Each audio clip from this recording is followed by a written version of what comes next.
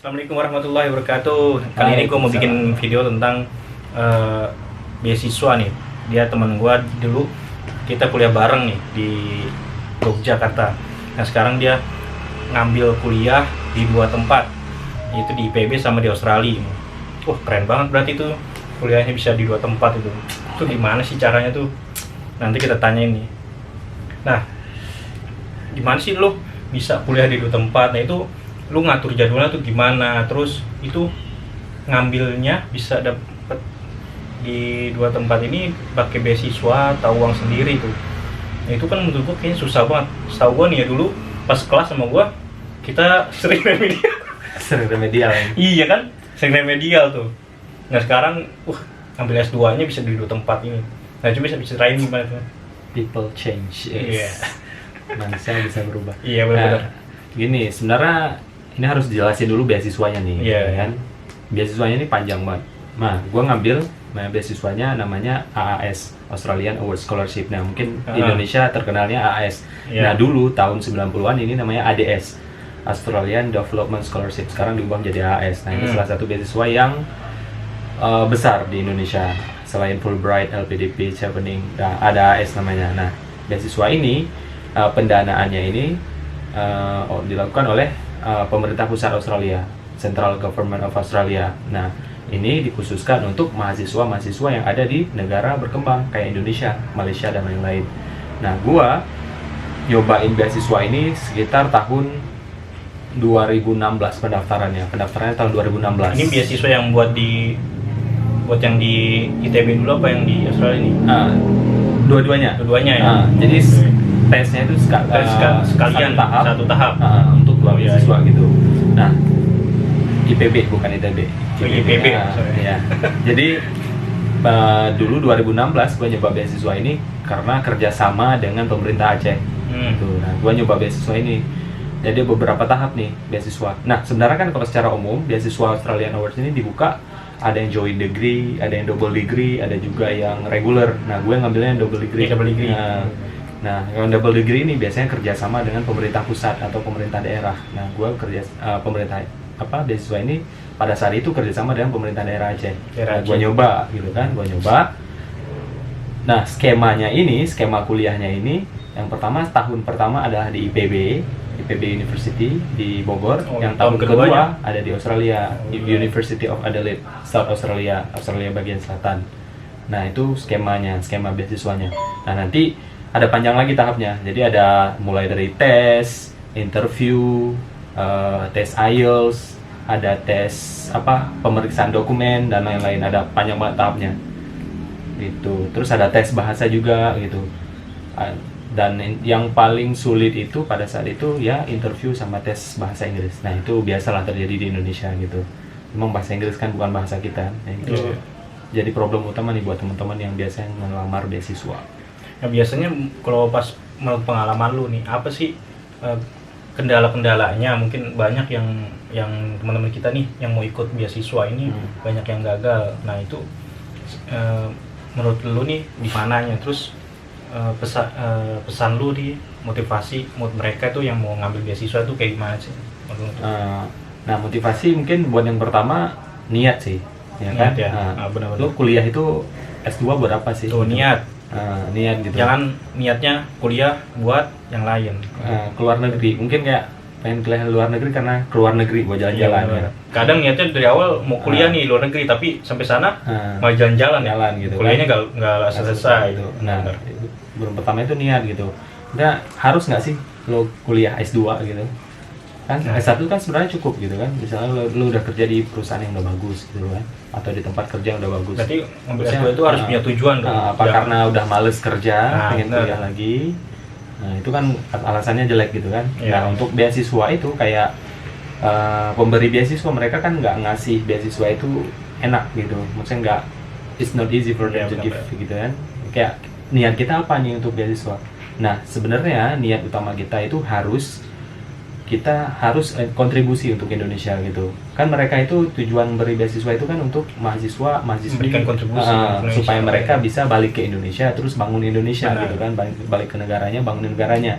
terserah mau baik itu di Dalam bidang bidang apa? pendidikan Iya. gitu kan, pemerintahan dan lain-lain. Nah gue kan di bidang ekonomi gitu, balik ke Indonesia disuruh itu, setelah itu disuruh untuk kontribusi di Indonesia, baik itu bekerja kan, banyak banget pengalaman Ya, kita dapat udah yang bisa udah dapat. kita dapat di Australia. Nah pengalaman itu kita gunakan di Indonesia gitu. Mungkin buat teman-teman yang di Indonesia yang belum pernah, saya kayak ngerasain pengalaman di universitas-universitas bagus di dunia gitu kan. Nah jadi kita yang udah pernah ngerasain, kita bisa balik ke Indonesia, kita sharing nih itu pengalaman gitu.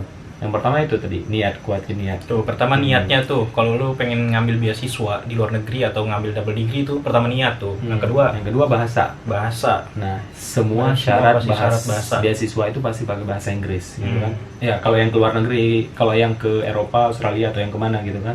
Ada juga beasiswa yang ke Jepang, biasanya mewajibkan bahasa Jepang. Ada yang ke Jerman, mewajibkan bahasa Jerman.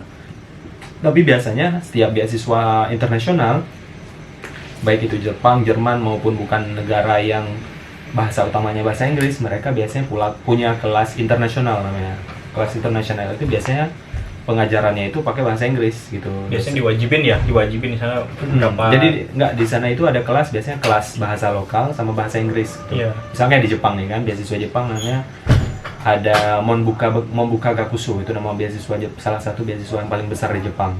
Nah, itu ada kelas bahasa Jepang, ada kelas bahasa Inggrisnya gitu. Maksudnya pengajarannya pakai bahasa Inggris gitu. Nah, buat teman-teman yang kesulitan bahasa Jepang, biasanya mereka ngambil bahasa Inggris gitu. Nah, jadi semuanya itu persyaratannya bahasa. Jadi bahasa dulu yang harus dikuatin. Yang penting yang kedua tuh, berarti bahasa. Yang kedua yang bahasa.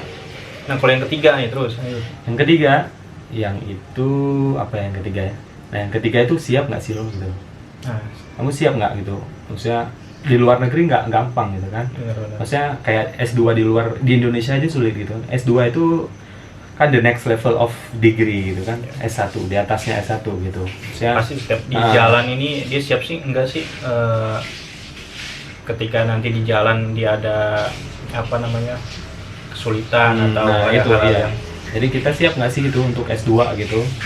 Kembali lagi ke yang syarat awal tadi, niat gitu kan. Niatnya, Nah, benar-benar. kedua, yang terus yang terakhir ini kita siap nggak gitu? jangan sampai niat dari awal berubah gitu. Soalnya apalagi di luar negeri gitu kan, hambatan kita juga cuma kuliah tapi bahasa juga Bahasa. gitu. Ya kan, lingkungan di sana, Lingkungan sosial, mungkin sosial, makanan, mungkin kan, tempat tinggal dan tempat lain-lain. tinggal. Kita siap nggak sih gitu untuk hadapin yang itu? Gitu. Oke. Itu.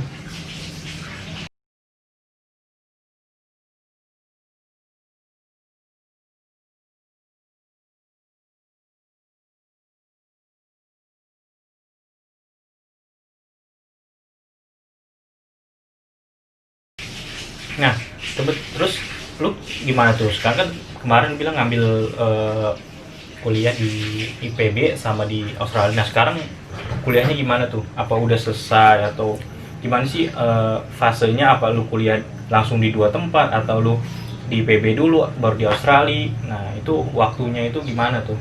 Nah, nggak mungkin dong kuliah langsung di dua tempat. Bisa kalau online ya? Nah, nggak mungkin. Online. Saya rugi dong ya kan? Iya, benar. Nah, gua kuliahnya di Indonesia dulu, di IPB dulu. Skema beasiswanya itu dari awal.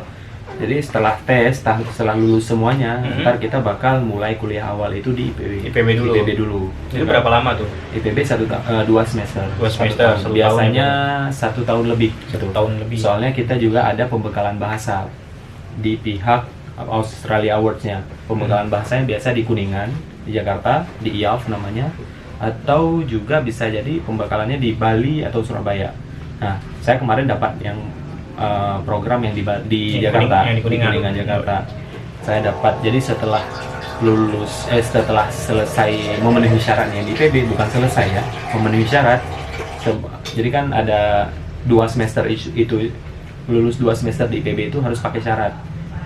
Bukan lulus, maksudnya Selesainya sebelum melanjutin ke untuk lanjut Australia. Kalau misalkan dia nggak memenuhi syarat, Belum bisa lanjut nggak ke Australia, harus Australia. penuhin dulu baru bisa lanjut ke Australia. Nah, pada saat itu syaratnya adalah kita udah selesai seminar proposal dan pembekalan bahasa.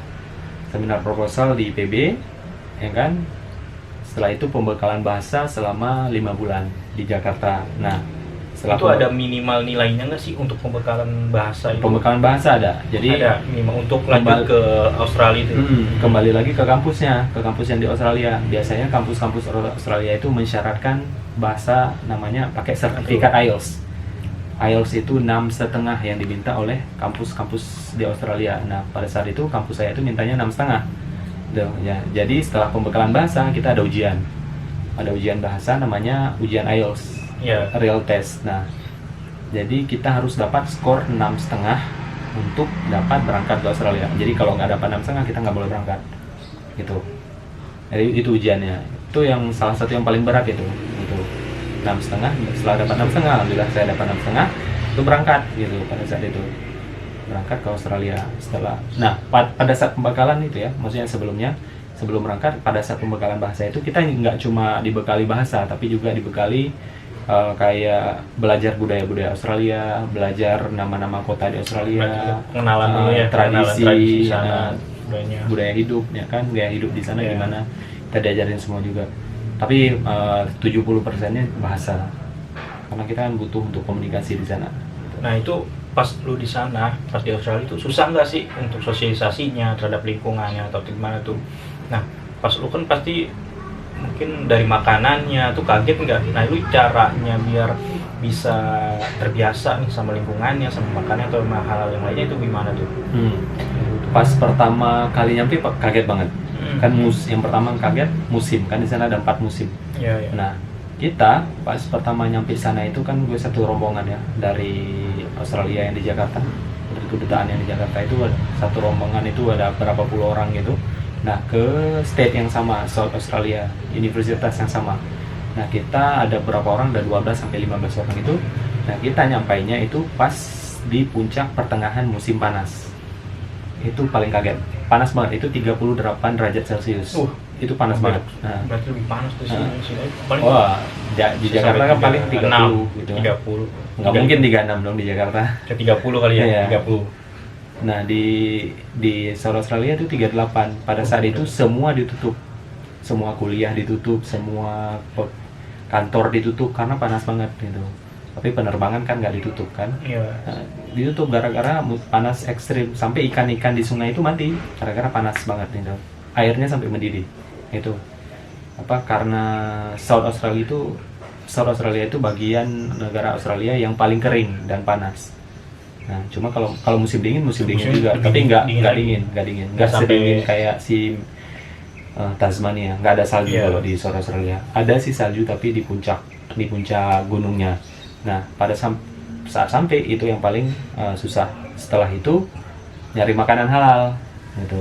Kan saya kan Muslim gitu kan, buat nyari makanan halal agak sulit di sana. Pas pertama nyampe, tapi setelah itu kita kan ketemu kayak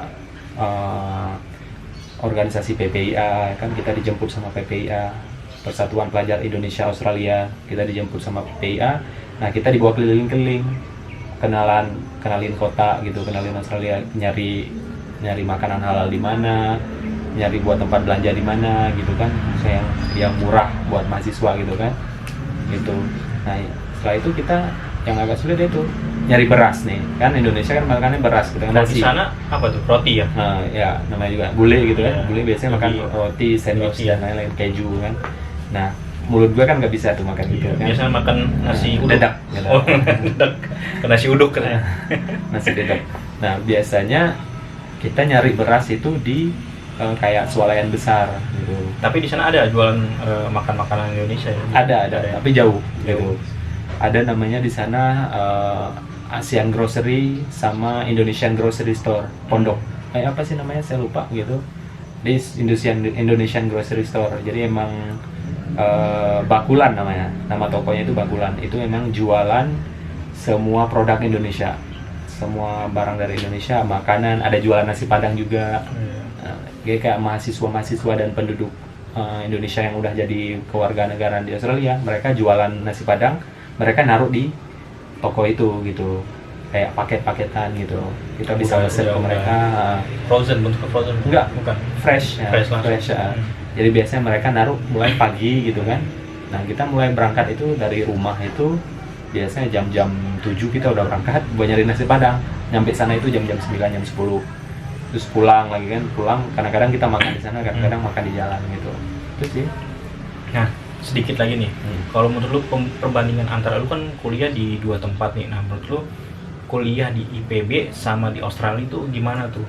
Menurut lu, pandangan lu? Cara mungkin jadi cara pembelajarannya. Nah, lu kan ngerasain di dua tempat nih kuliahnya. Nah, itu gimana tuh menurut lu? Nah, ini pendapat gue pribadi. Nah, Pendapat gue pribadi, kalau di Australia itu emang kuliah kita dimudahkan gitu. Dimudahkan. Semua sistem birokrasinya itu gampang banget gitu. Semua kan otomatis kan, pakai internet, pakai komputer ya kan, pakai sistem. Kita upload tugas pakai sistem, semua pakai sistem, ketemu dosen, kita bisa janjian. Nah, dosen yang ngejar-ngejar kita gitu. Kalau kita kan di sini ngejar-ngejar dosen ya kan. Kita nyari dosen sibuk, padahal kita udah janjian dari berapa minggu yang lalu, kita udah janjian, tapi dosen malah kemana gitu kan, tiba-tiba cancel gitu. Nah, kalau di luar negeri mereka profesional banget. Ini kayak kita udah janjian sama dosen, misalnya kita 1 minggu yang lalu kita bikin appointment sama si dosen. Nah, si dosen bakal ngontak kita.